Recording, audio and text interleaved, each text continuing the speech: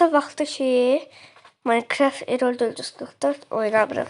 Bugündən istədim Errol 444. Böyle neçə vaxtdır bize de böyle 7 sene. Bugün ya 8 ya da 9 olacak diye sanırım beni.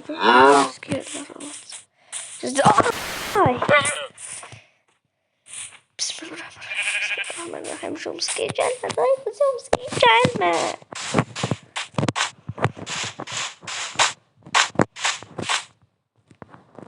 Bismillahirrahmanirrahim. Bunlar niye yemek şey titriyor? Bunun niye şey bitir? Bitirler titriyor. Özümü itirirəm. Jumpscare gelince.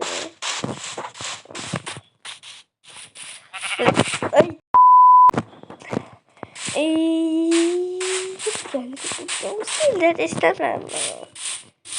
Onun çıktı sayıyam. Cüzlerine böyle düşüyor. Ben en yakısı hayvanlar öldürmeyi. Gel burada, gel burada. Hayvanlar öldü. Aslında böyle eşitli sesi. Neyse.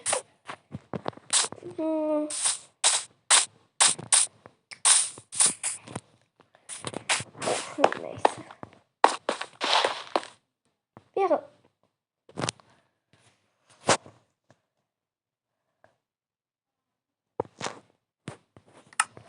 Bismillah. Bu ne spildi?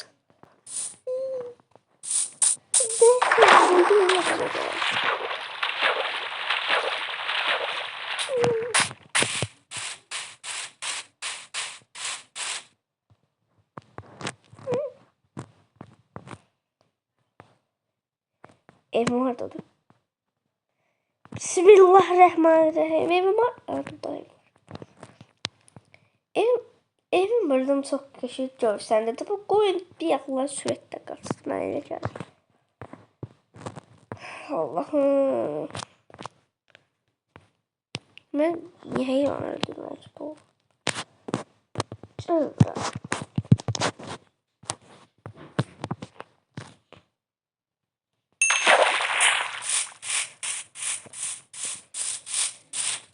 Bir yakın sesini görüyorum.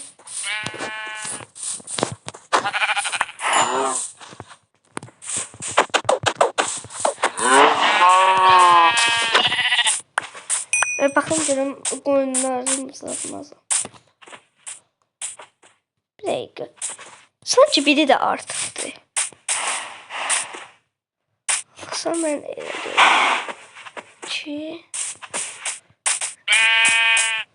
3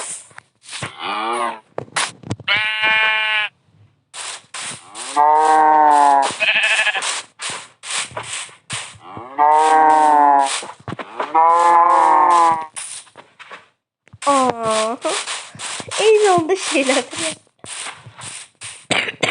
Buradan dolaşacak. Allah Allah. Uşaqlar mən elə gəlir, yoxsa mən özümü elə görürəm. Can. Can koyun. Koyun?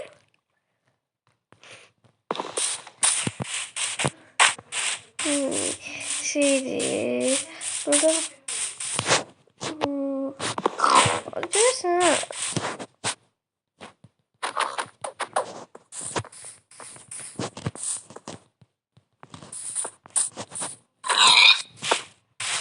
Sesi var.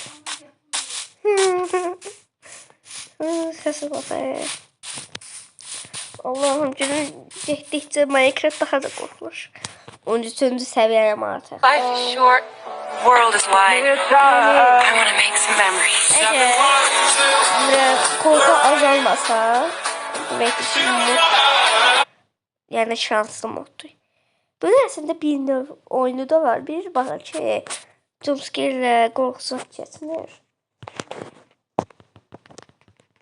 Bəzilərində olur ki, səviyyə çox anda keçir. Məndə sadəcə qorxu keçdi. Yəni qorxu yoxdur belə. Tək-tük hallarda səslər çıxır, o da ki, biraz qorxudur da, yəni. Dedim. Oy, o nədir? O nədir? Bu niye kırıldı? Ağaç niye kırıldı? Ağaç niye kırıldı?